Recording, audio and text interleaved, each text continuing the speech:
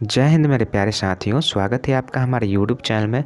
So guys, आज के इस वीडियो में हम बिहार एसएससी इंटर लेवल भर्ती 2023 से संबंधित मैथ्स के कुछ प्रश्नों को इस प्रैक्टिस सेट नंबर 4 में करने वाले हैं, जो आपके एग्जाम के पॉइंट ऑफ व्यू से बहुत ज़्यादा महत्वपूर्ण होंगे। तो अगर आप किसी भी कॉम्पिटिटिव एग्जाम की तैयारी करते हैं तो आप इस वीडियो को अंत तक जरूर देखिएगा। तो चलिए बिना स्किप किए हम इस वीडियो को स्टार्ट कर लेते हैं।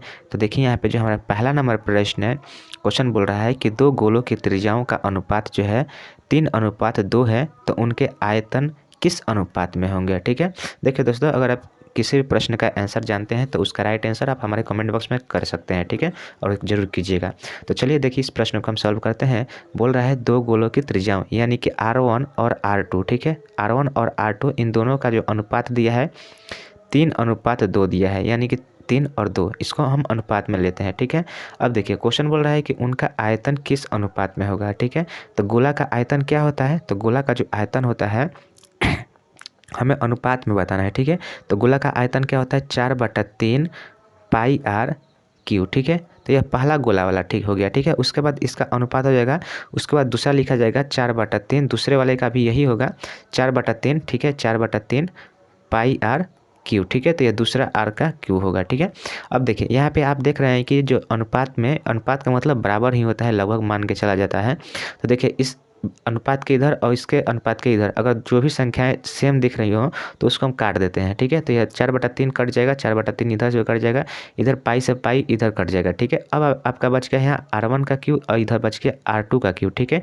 तो R1 आपका क्या है, तो R1 जो आपका है 3 है। ठीक है, 3 का क्यू हो जाएगा, अनुपात जो है R2 यानी 2 का क्यू हो जाएगा। ठीक है, तो यहाँ पे जो इसका जो क्यू कीजिएगा तो क्या आएगा 27:8 निकल कर आएगा। ठीक है, तो यही जो हमारा राइट आंसर हो जाएगा 27:8 के क्यू 8, 27:8 के रूप में जो है उन दोनों गोलों का जो है आयतन होगा। तो ऑप्शन नंबर जो है सी, ऑप्शन नंबर डी जो है इस क्वेश्चन का बिल्कुल राइट आंसर हो जाएगा। ठीक है, उम्मीद करते हैं क्वेश्चन आपको समझ में आया होगा। देखिए अगर आप किसी भी क्वेश्चन में डाउट हो रहा है तो आप कमेंट जरूर कीजिएगा। ठीक है, चलिए अगला प्रश्न देख लेते हैं। तो देखिए यहाँ पे हमारा दूसरा नंबर प्रश्न देखिए क्या है।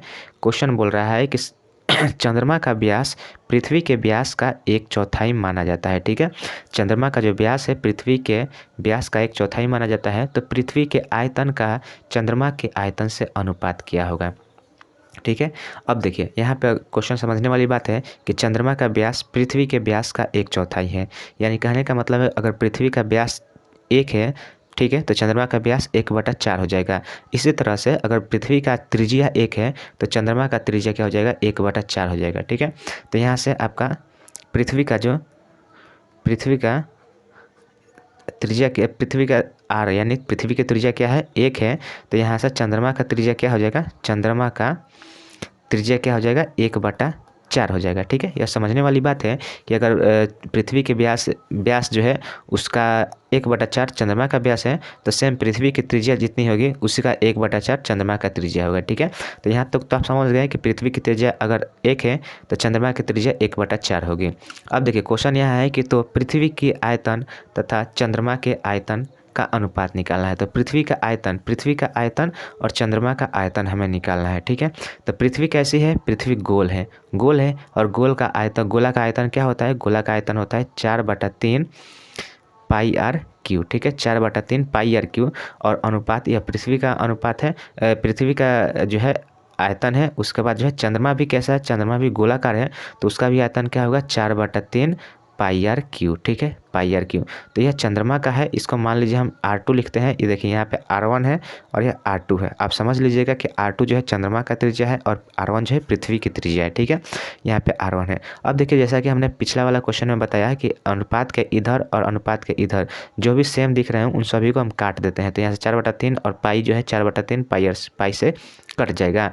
अब आपका यहाँ पे बच जाता है क्या, R1 का क्यू। तो R1 1 है तो 1 का क्यू 1 होगा।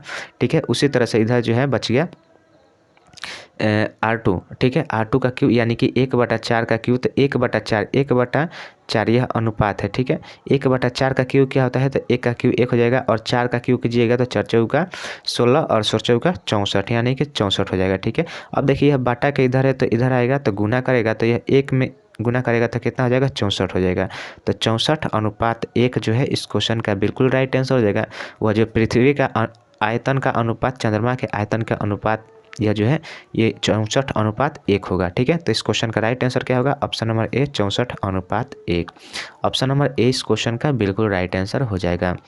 चलिए अब अगला प्रश्न देख लेते हैं। तो देखिए यहाँ पे हमारा दूसरा नंबर देखिए प्रश्न क्या है, सॉरी तीसरा नंबर प्रश्न देखिए क्या है। क्वेश्चन बोल रहा है कि एक घन की एक फलक का परिमाप 20 सेंटीमीटर है, इसका आयतन कितना होगा? ठीक है, एक देखिए एक घन जो है उसके एक फलक, तो घन के सभी फलक, घन में जितने भी फलक होते हैं सभी फलक क्या होते हैं? बराबर होते हैं। अगर घन का एक फलक लीजिएगा तो घन का एक फलक क्या होता है? एक वर्गाकार आकृति का होता है। वर्गाकार आकृति यानी कहने का मतलब है कि उसके सभी भुजाएं जो है बराबर होती हैं, और बराबर होती हैं तो इसका परिमाप एक फलक का कितना है? 20 सेंटीमीटर है। तो इसके सभी भुजाएं कितने कितने का होंगे? तो एक होगा 5 का, ए होगा 5 का, ए भी होगा 5 का और ए भी होगा 5 का। ठीक है, यानी एक भुजा इसका 5 का होगा, तब जाकर किसी घन के एक फलक का परिमाप 20 सेंटीमीटर होगा। अब देखिए 5 हो गया तो यह एक फलक हो गया और यह वर्गाकार है तो इसका परिमाप कितना हो जाएगा? 20 सेंटीमीटर हो जाएगा। यानी कि अगर किसी घन का फलक का परिमाप दिया हो तो उसका एक भुजा की लंबाई निकालनी हो तो क्या कीजिएगा? परिमाप बटा 4 करिएगा। 4 करिएगा तो आपका 5 सेंटीमीटर निकल कर आ जाएगा, यानी कि उसके प्रत्येक भुजा की लंबाई 5 सेंटीमीटर होगी। ठीक है, अब देखिए यहाँ तक आप समझ गए हैं कि उसके एक भुजा की लंबाई आप निकालिए। अब देखिए यहाँ पे आयतन बोल रहा है, तो घन का आयतन क्या होता है? तो घन का जो आयतन होता है, घन का आयतन क्या होता है? घन का आयतन, ठीक है, घन का आयतन होता है भुजा क्यू। भुजा क्यू यानी कि मान लीजिए ए क्यू, तो ए क्यू ए आप निकाल चुके हैं, उसकी भुजा की लंबाई 5 है, तो 5 का जब आप क्यू कीजिएगा तो 5 का क्यू क्या आता है? तो 5 25 5 125, यानी कि 125 सेंटीमीटर घन क्यू इसका राइट आंसर हो जाएगा। ठीक है, तो देखिए 125 सेंटीमीटर घन क्यू कहाँ पे है? ऑप्शन नंबर सी में है। ऑप्शन नंबर सी इस क्वेश्चन का बिल्कुल राइट आंसर हो जाएगा, 125 सेंटीमीटर घन क्यू। ठीक है, उम्मीद करते हैं क्वेश्चन आपको समझ में आया होगा। देखिए किसी भी क्वेश्चन में अगर आपको डाउट है तो आप हमारे कमेंट बॉक्स में जरूर कीजिएगा, या फिर अगर आप किसी भी क्वेश्चन का जो आंसर आपको मालूम है आप बना सकते हैं तो उसका भी आप हमारे कमेंट बॉक्स में आंसर जरूर बताइएगा। ठीक है, चलिए अगले प्रश्न की ओर चलते हैं। तो देखिए यहाँ पे हमारा चौथा नंबर देखिए प्रश्न क्या है। क्वेश्चन यहाँ पे बोल रहा है कि एक बेलन का व्यास 4 सेंटीमीटर है, ठीक, सॉरी 7 सेंटीमीटर है और इसकी ऊंचाई जो है 16 सेंटीमीटर है। ठीक है, पाई बराबर 22/7 लेना है के मान का उपयोग करते हुए बेलन का पार्श्व पृष्ठीय क्षेत्रफल क्या होगा? ठीक है, तो देखिए जब भी आप मेंसुरेशन से संबंधित प्रश्न बनाते हैं तो आपको जो है सूत्र याद रहना बहुत ही ज़्यादा जरूरी होता है। अगर सूत्र नहीं याद है तो आप उस तरह मेंसुरेशन से संबंधित, क्षेत्रमिति से संबंधित प्रश्न जो है आसानी से नहीं बना सकते हैं। इसलिए आप अपने सूत्र को जो है कंठस्थ कर लीजिएगा ताकि इस तरह का सवाल जब भी आए तो आपको बनाने में आसानी हो। ठीक है, चलिए अब देखिए हम यहाँ पे देख रहे हैं कि एक बेलन का व्यास जो है 7 सेंटीमीटर है। व्यास 7 सेंटीमीटर है, यानी कि डी आपका 7 सेंटीमीटर दिया है, तो आर क्या हो जाएगा? आर मतलब त्रिज्या, त्रिज्या आपका 7/2 सेंटीमीटर हो जाएगा। ठीक है, यह सेंटीमीटर में है। अब देखिए और इसकी ऊंचाई जो है 16 सेंटीमीटर दिया है, तो इसकी ऊंचाई आपका यहाँ पे हो गया 16 सेंटीमीटर। ठीक है, अब देखिए पाई बराबर 22/7 लेना है और बेलन का पार्श्व पृष्ठीय क्षेत्रफल निकालना है। तो बेलन का पार्श्व पृष्ठीय क्षेत्रफल क्या होता है? तो बेलन का जो पार्श्व पृष्ठीय क्षेत्रफल होता है, चलिए हम यहाँ पर सूत्र लिखते हैं। तो बेलन का पार्श्व पृष्ठीय क्षेत्रफल, ठीक है, हमें पार्श्व निकालना है, तो पार्श्व पृष्ठीय क्षेत्रफल कितना होता है? 2πr/h। ठीक है, 2πr/h यह इसका सूत्र होता है। तो यहाँ पे 2 रख दिए और यहाँ पे 22 पाई के जगह पे क्या रखना है? 22/7 रखना है। आर आपका क्या है? आर आपका 7/2 निकल कर आ गया है और एच कितना है? तो एच आपका 16 सेंटीमीटर है। ठीक है, अब इसी का प्रक्रिया आपको कर देना है। तो 7 से काटिएगा तो यहाँ से 7 कट जाएगा, 2 से काटिएगा तो यह 2 कट जाएगा। ठीक है, अब इधर बच गया 16 और इधर बच गया 22। अब 16 में 22 से आपको क्या करना है? मल्टीप्लाई करना है। तो ठीक है, तो देखिए 16 में 22 से मल्टीप्लाई कीजिएगा तो इतना आपको करने की कोई जरूरत नहीं है, आप केवल यूनिट डिजिट देख लीजिए। यहाँ पे 6 दूना का 12 होता है। ठीक है, यानी कि यूनिट डिजिट में आपका 2 आएगा, पहला जो अंक होगा वो आपका 2 होगा। देखिए इसमें कौन सा 2 है पहला में?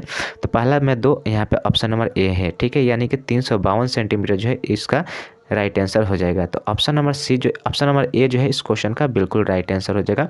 पार्श्व पृष्ठीय क्षेत्रफल इस बेलन का कितना होगा? 352 सेंटीमीटर। ठीक है, चलिए अगला प्रश्न देख लेते हैं। तो देखिए यहाँ पे हमारा अगला यहाँ पे 5 नंबर देखिए प्रश्न है।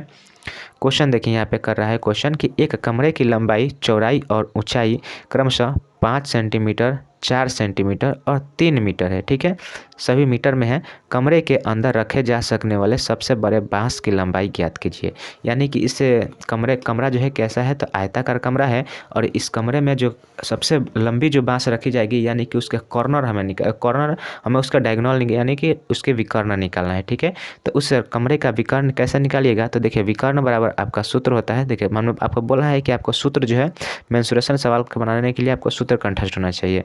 देखिए विकर्ण बराबर होता है रूट अंडर पहली भुजा का स्क्वायर प्लस दूसरी भुजा का स्क्वायर प्लस तीसरी भुजा का स्क्वायर। ठीक है, तो जब आप ऐसा कीजिएगा तो यहाँ पे पहली भुजा आपका क्या है 5 सेंटीमीटर है, तो 5 का स्क्वायर कीजिएगा तो क्या आएगा 25 आएगा। दूसरी भुजा 4 सेंटीमीटर है तो 4 का स्क्वायर कीजिएगा तो 16 आएगा। और तीसरी भुजा 3 सेंटीमीटर है तो उसका स्क्वायर कीजिएगा तो 9 आएगा। ठीक है, अब इनको जोड़िएगा तो 5 और 6 कितना है 11, 11 और 9 कितना होगा 20, 20 का 0 हो जाएगा। उसके बाद बच गया 2 और 1 3 और एक हार्सिल कितना 4 हो गया। ठीक है, 20 देखिए सॉरी यहाँ पे 2 हार्सिल है, 3 2 5 हो जाएगा। ठीक है, तो यहाँ पे 5 हो जाएगा। अब यह रूट अंडर है, रूट अंडर 50 है, तो इसको आप रूट हटाइएगा तो क्या होगा, रूट हटाइएगा तो इधर एक 5 निकल कर आएगा, बाहर निकल कर आएगा, तो 50 25 रूट 2 हो जाएगा। ठीक है, यहाँ से देखिए यहाँ पर समझिए रूट 50 को हम ऐसे लिख सकते हैं 5 गुना 5 गुना 2। ठीक है, इस तरह से लिखेंगे तो इस रूट के अंदर से 2 जो भी वस्तुएं होती है वह बाहर निकल कर सिंगल हो जाती हैं। तो 2 5 बाहर आएगा तो 1 5 बचेगा, बाहर आ जाएगा और अंदर एक रूट 2 रह जाएगा। ठीक है, तो 5 रूट 2 मीटर जो है इस क्वेश्चन का राइट आंसर हो जाएगा। इतने मीटर का अगर आपका जो डायगोनल है वह उस कमरा में रखा जा सकता है और यह सबसे बड़ी भुजा होगी। ठीक है, तो ऑप्शन जो है डी इस क्वेश्चन का बिल्कुल राइट आंसर हो जाएगा, 5 रूट 2 सेंटीमीटर 5 रूट 2 मीटर। ठीक है, चलिए अगला प्रश्न देख लेते हैं। तो देखिए यहाँ पे हमारा 6 नंबर देखिए प्रश्न है। क्वेश्चन यहाँ पे कर रहा है कि एक समांतर चतुर्भुज की 2 आसन्न भुजाओं की लंबाई 15 सेंटीमीटर और 18 सेंटीमीटर है। ठीक है, यदि 2 भुजाओं के बीच की दूरी जो है 12 सेंटीमीटर है तो बड़ी भुजाओं के बीच की दूरी कितनी होगी। तो देखिए बहुत ही सिंपल सवाल है, आसानी से इसको बनाया जा सकता है। सबसे पहले आपको यहाँ पे डायग्राम से हम समझते हैं कि किस तरह से इसका डायग्राम बोल रहा है। ठीक है, तो देखिए एक समांतर चतुर्भुज है, तो समांतर चतुर्भुज हम बना लेते हैं इस तरह से। कुछ समांतर चतुर्भुज होता है जिसके आमने सामने की भुजाएं जो है समांतर और बराबर होती है। तो देखिए इसकी आसन्न भुजाएं मतलब ये भुजा और यह भुजा। ठीक है, तो देखिए यहाँ पे सबसे लंबी भुजा कितनी है 18 सेंटीमीटर है और इसकी छोटी भुजा कितनी है 15 सेंटीमीटर। ठीक है, अब देखिए यहाँ से क्वेश्चन बोल रहा है, क्वेश्चन यहाँ से शुरू हो रहा है कि यदि दो छोटी भुजाओं, समझिएगा यहाँ पे छोटी भुजाओं के बीच की दूरी 12 सेंटीमीटर है। ठीक है, 2 छोटी भुजाओं के बीच की दूरी कितनी है 12 सेंटीमीटर है। ठीक है, तो 2 बड़ी भुजाओं के बीच की दूरी हमें निकालना है। चलिए तो देखिए यहाँ से आपको समझना होगा कि यदि 2 छोटी भुजाओं के बीच की दूरी, तो छोटी भुजाएं कौन है, तो देखिए यह छोटी भुजा है और यह छोटी भुजा है और इन दोनों के बीच की जो लंबाई है, बीच की जो दूरी है वह कितनी सेंटीमीटर है, तो वह जो है 12 सेंटीमीटर। यानी कि यह जो लंबवत आप यहाँ पर डालिएगा तो कितना आएगा 12 सेंटीमीटर आएगा। ठीक है, देखिए इस डायग्राम में आपको कुछ समझ में नहीं आ रहा होगा, चलिए हम इसको अच्छे से डायग्राम बनाते हैं। देखिए समांतर चतुर्भुज कुछ इस तरह से होता है। ठीक है, ऐसे जो है कॉर्नर इसका निकला होता है इस तरह से। ठीक है, यहाँ से आपको अच्छे तरह से समझ में आ जाएगा। चलिए अब देखिए यहाँ पे यह आपका समांतर चतुर्भुज हो गया। ठीक है, जहाँ पे इसकी 2 आसन्न भुजाएं दिया हो एक बड़ी भुजा जो दिया है वह 18 सेंटीमीटर दिया है और छोटी भुजा जो दिया है वह 15 सेंटीमीटर दिया है। ठीक है, और बोल रहा है कि छोटी भुजाएं, ठीक है, छोटी भुजाओं के बीच की दूरी 12 सेंटीमीटर है। तो यह छोटी भुजा हुई और इनके बीच की दूरी कितनी है 12 सेंटीमीटर है। तो देखिए यहाँ से अगर हम यहाँ पर लंब डालते हैं, ठीक है, तो यह 12 सेंटीमीटर होती है। तो देखिए 12 सेंटीमीटर होती है और उसके बाद बताना है कि 2 बड़ी भुजाओं के बीच की दूरी, यानी कि यह दो बड़ी भुजाओं के बीच की दूरी यह बताना है हमें कि कितना सेंटीमीटर होगा। ठीक है, यह x है। तो देखिए इस समांतर चतुर्भुज का क्षेत्रफल क्या होता है, आप क्षेत्रफल निकाल लीजिएगा तो आसानी से इसको निकाला जा सकता है। तो क्षेत्रफल होता है कि बेस गुना उसके लंब। ठीक है, तो बेस गुना लंब, यानी कि अगर हम इसको बेस मानते हैं तो इसका क्षेत्रफल क्या हो जाएगा 18 × x हो जाएगा। यह लंब है इसका, तो यह हो जाएगा। ठीक है, और अगर हम इसको बेस मानते हैं 15 को बेस मानते हैं तो यह जो कितना हो जाएगा 15 × 12 हो जाएगा। और यह दोनों जो है क्षेत्रफल क्या होंगे बराबर होंगे, क्योंकि एक ही समांतर चतुर्भुज का जो है यह क्षेत्रफल निकाला गया है। इसलिए जो है 18 मल्टीप्लाई x इसका लंब है और 15 मल्टीप्लाई 12 यह इसका लंब है। ठीक है, तो इस हिसाब से यह दोनों जो है बराबर होंगे, दोनों का क्षेत्रफल बराबर होगा, तो इसको हम बराबर कर देंगे। अब बराबर करके यहीं से हमें क्या करना है, इसका जो है x का मान निकाल देना है। तो x का मान निकालिएगा तो यहाँ से कैसे काटिएगा, तो यहाँ से काटिएगा 6 3 18, 6 दूना का 12। ठीक है, उसके बाद यहाँ से 3 से काटिएगा 3 5 15, और इधर x बराबर आपका निकल करके आएगा तो x बराबर 5 दूना का 10 मीटर, 10 सेंटीमीटर। ठीक है, तो इस क्वेश्चन का राइट आंसर हो जाएगा 10 सेंटीमीटर। ठीक है, समझने वाली बात आपका यहीं पर था कि इसका जो क्षेत्रफल क्या होता है, समांतर चतुर्भुज का क्षेत्रफल क्या होता है, आधार गुना ऊंचाई। ठीक है, आधार गुना ऊंचाई, किसी भी समांतर किसी भी चतुर्भुज के क्षेत्रफल क्या होता है, आधार गुना ऊंचाई। ठीक है, तो इसका भी चतुर्भुज अगर हम इसको भी मान ले चतुर्भुज मानते हैं तो इसका आधार यह हो जाएगा 15 और इसका लंब क्या हो जाएगा, लंबाई हो जाएगा 12 सेंटीमीटर। तो एक यहाँ से 15 गुना 12 हो जाएगा और इसका जिस तरह से भी क्षेत्रफल निकालिएगा बराबर ही आएगा। तो एक बार हम इसको आधार मानकर इसको लंब करके निकालेंगे तो इसका भी क्षेत्रफल बराबर होगा। तो दोनों को हम बराबर कर दिए, इस हिसाब से x का मान निकल कर आपका 10 सेंटीमीटर आ गया। ठीक है, तो बड़ी भुजाओं के बीच की लंबाई कितनी होगी, तो 10 सेंटीमीटर होगी। तो ऑप्शन नंबर बी जो है इस क्वेश्चन का बिल्कुल राइट आंसर हो जाएगा। चलिए अब अगला प्रश्न देख लेते हैं।